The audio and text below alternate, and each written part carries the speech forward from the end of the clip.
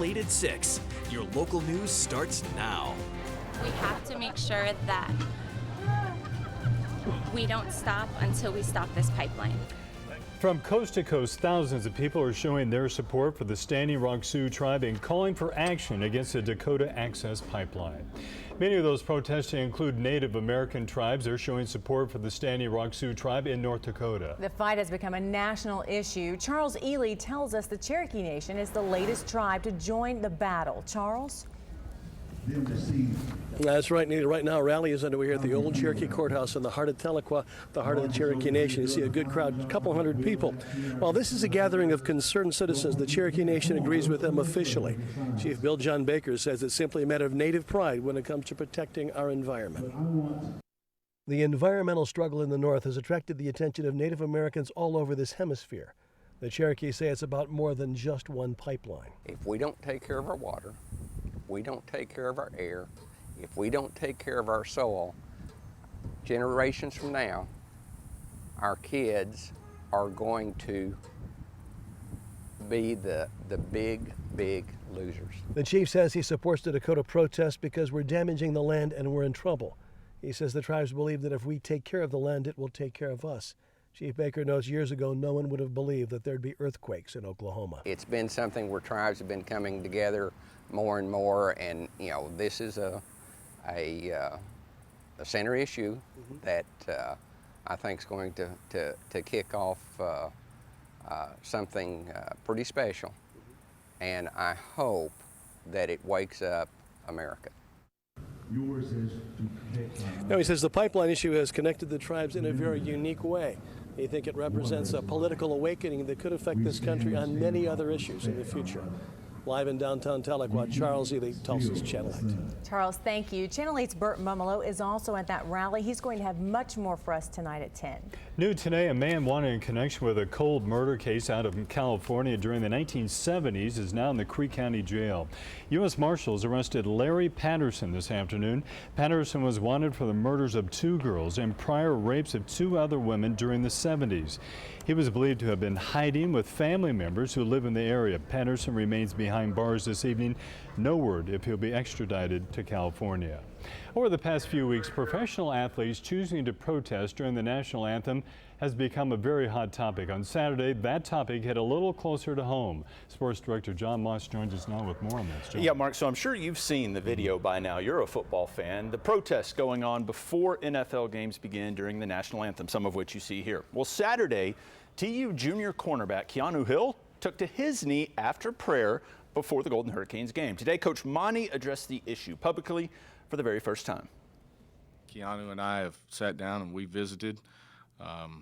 I'll visit with our team this afternoon about it, and we'll go from there. It's a very hot topic right now, and it's a tough situation for a lot of different people, and so it's something that we don't take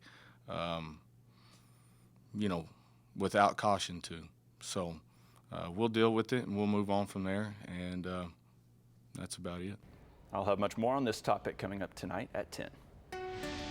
Now, from the Oklahoma Ford Storm Center, your first warning forecast.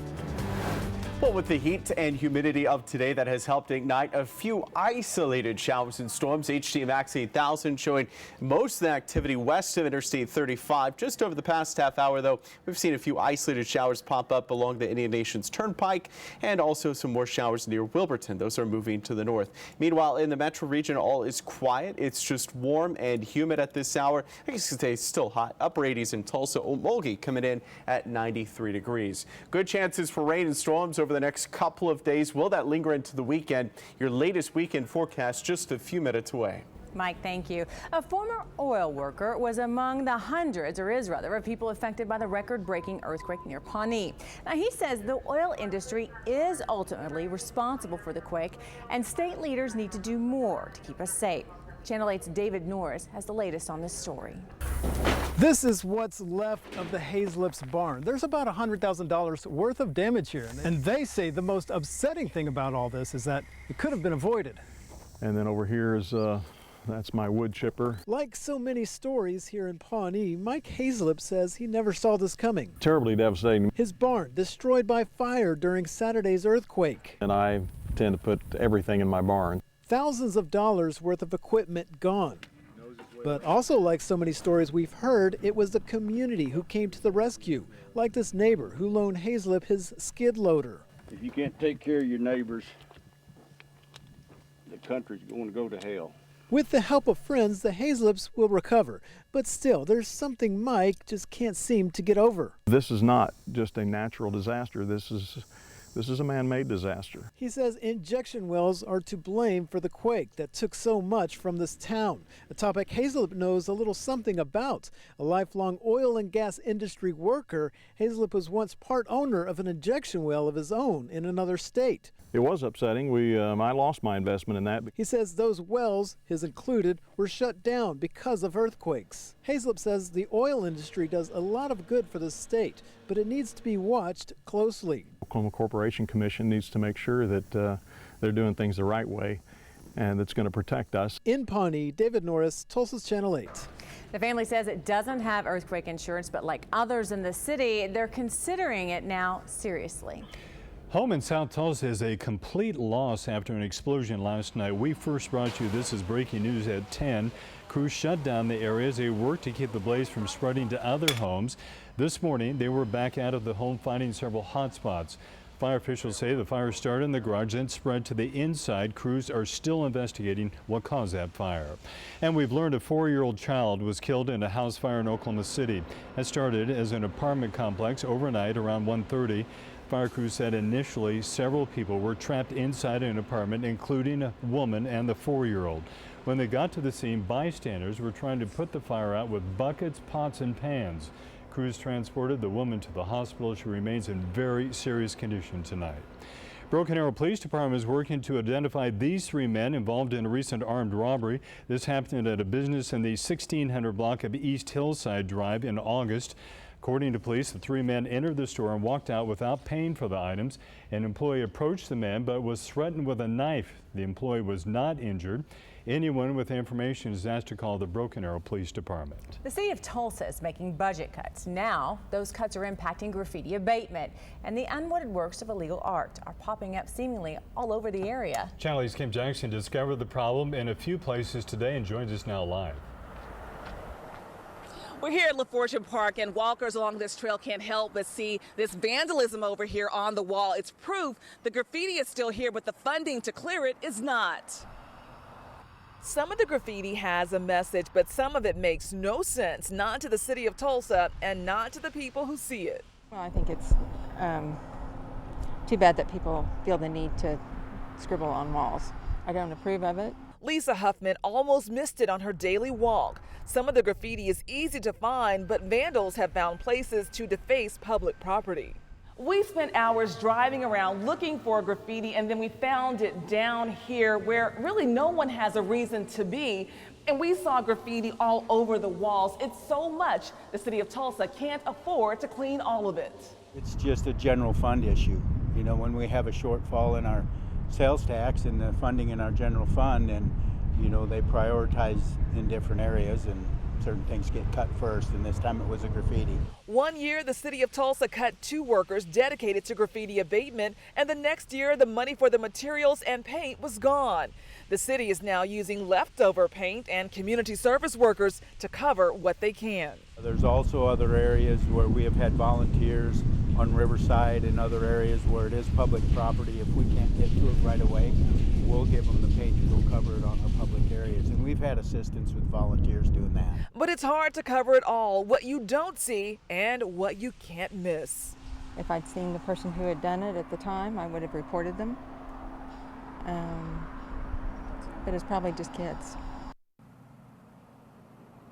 The city of Tulsa wants to remind citizens that any kind of graffiti on your property, like on your house or on your fence, is your responsibility. Live in Midtown, Kim Jackson, Tulsa's Channel 8. Kim, thank you. The city's also asking anyone who sees graffiti around the area, go ahead and report it to city officials. Several businesses, restaurants, and even schools shut down because of a boil order in Okmulgee this morning. Now, people who live in the area are under a boil advisory. The city says a water line break originally caused a drop in water pressure and the need for the boil order. They say the pipes are decades old and need to be replaced, but they don't have the money to do that just yet. They hope to raise enough money to fix these pipes in the future. In less than half an hour, more than 40 neighborhoods will take part in an effort to improve relationships with law enforcement. Tulsa's Night Out will run until 8:30 tonight. Residents are invited to grab a lawn chair, turn the porch lights on, and hang out. Tulsa Police and Tulsa Fire Departments plan to visit as many neighborhoods as possible within the 2 hours. We're going to have much more on the Night Out tonight at 10. Still to come, obesity is on the rise across America, but one local group is working to put a stop to it. We'll tell you which group they're targeting and how it could impact their health in the future. Plus, we'll tell you how you can become more familiar with police tactics without going through the intense training. And it's hot and humid outside right now. It feels like the mid-90s here in Tulsa. But what about the Scottish Festival? Your latest forecast for Scott Fest when we return. Very good, Mike. And later in sports, an Oklahoma City Thunder player suspended once again. Sports director John Moss will break down the details on the punishment.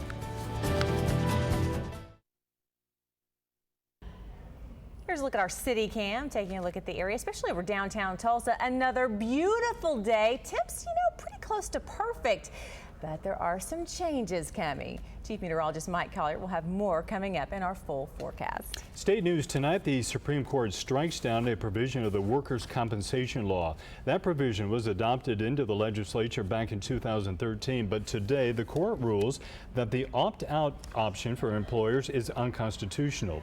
They say it would give employers the authority to single out injured workers, creating unequal treatment. It's National Childhood Obesity Month, but kids in Tulsa are not the only focus. The Ernest Childers VA Outpatient Clinic held a 1K obesity awareness walk this morning. The walk brings to light the importance of weight management for veterans. Participants wore yellow in support of the Yellow Out Fight Obesity theme. Now's the time to check if your kids' shots are up to date. The Oklahoma Caring Van is making its way around the area to provide free immunizations, yes, I said free, to kids up to 18 years old. There will also be free body mass screenings for children as well. Children are required to be up to date on all their shots before enrolling in school, so hopefully you've done that by now. We have the updated list of location stops available at KTUL.com. Covering the community tonight, a new emergency management center is coming to Pittsburgh County. Commissioners awarded more than $3 million in bids for that project. New building will be constructed on county property and will be designed to serve as a regional complex for southeast Oklahoma. That project will be paid for mostly through county economic development funds. Project is set to begin in the next several weeks. Tulsa residents are getting a taste of what it's like on the front lines for police officers. The Citizens Police Academy kicks off this evening. It's a way for police officers to inform and teach the community about the types of operations, protocols, and procedures that police use every day. It's also a way for citizens to interact with others and help strengthen the relationships in the community. That program runs every Tuesday until December 6th. Sand Springs City Council approves a development agreement for public safety and its complex. The city's partnering with Omnitrax to redevelop the old Gerdeau site into a public safety complex. Now, Gerdeau closed more than 10 years ago, and the land's been sitting vacant. Sand Springs officials say the land is the perfect spot for growth and economic opportunities in the area. The final vote's expected within the coming weeks. Last night we brought you a story about an orphan cemetery in Pryor. It's a tiny cemetery where 7 orphan children were buried during the 1900s. Ages of the children buried range from 15 to 1.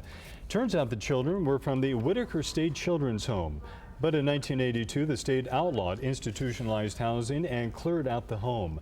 After the story aired, many of you left your thoughts on our Facebook page. Many residents in the Pryor area or the Whitaker State Home were not aware of the cemetery. Melissa wrote, "I've lived here for 22 years and have never heard of this cemetery. So sad." Becky was a resident of the Whitaker State Home, and she writes, "I was 12 at the time, so I don't remember ever hearing about a cemetery. This was in the early 60s. And Barbara shared with us a happy story. She says, "I was raised there along with my brothers and sisters.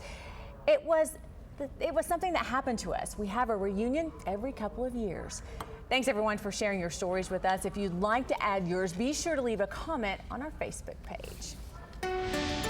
Now, from the Oklahoma Ford Storm Center, your first warning forecast. All right, a hot day today, a warm evening in store for the area. Right now, dry here in northeast Oklahoma. We look out to the west of us, some scattered showers, a few thunderstorms west of Interstate 35. And then we track to the south, some showers popping up northwest of McAllister near the Indian Nation's Turnpike, and that continues to move to the northwest. These are short-lived. These are what we call pulse-type thunderstorms. They rapidly develop, and then they quickly dissipate. Right now we're at 88 degrees, a light east wind in downtown Tulsa. The humidity is high, and that gives us a heat index value what it feels like in the mid-90s. Today's high 91 degrees, so above normal. Should be in the upper 80s for highs. We are above normal today, but should settle to more normal standards for tomorrow, the next couple of days. Right now in Mulkey, you're at 93 degrees, Tahlequah 86, McAllister coming in at 91, Eufaula at 90. As we go through the remainder of the evening hours, it's going to be warm. This evening, I'm going to be in Jinx for their Palm Fashion Show, emceeing event, so it should be a lot of fun. Temperatures will be warm in the 80s in Jinx, down into the upper 60s, lower 70s tomorrow morning, before warming back into the 80s around lunchtime tomorrow. Now, rain and thunderstorm chances do increase, especially tomorrow or Thursday into Friday into early Saturday. So any Friday evening activities, maybe going to the Scott Fest or the football games, could be rather wet. So plan on some wet conditions Friday evening. Now the best chance for rain right now would be before noon on Saturday. Thereafter will begin to clear and dry and should allow for a beautiful Sunday across the area. How much rain can we expect? These are rainfall estimates through Saturday around noon. We're looking at potentially 1 to 2 inches of rain across northeast Oklahoma. So a good soaking rain possible starting tomorrow, with some scattered storms, and then really picking up Thursday, Friday into early Saturday. Of course, game time, that's what everybody's really looking forward to, with OU taking on Ohio State. Kickoff temperatures in the upper 70s with skies clearing should allow for a nice night, and temps falling down into the lower 70s. So warm conditions, or mild conditions, I guess you could say, for the football game. Not too cool out at OU. Muskogee 90 degrees tomorrow afternoon. Tahlequah coming in at 88. We find mid to upper 80s across Pryor and Chelsea. Hominy at 87, with Mulkey 89. And then specifically for the metro region, upper 80s from Bixby to downtown Tulsa. Sapulpa 89. A few storms possible tomorrow afternoon. A warm and humid afternoon with south winds picking up as moisture continues to stream into the area. And then as we look the next couple of days, there's that best chance rain Thursday into Friday. Highs in the mid to upper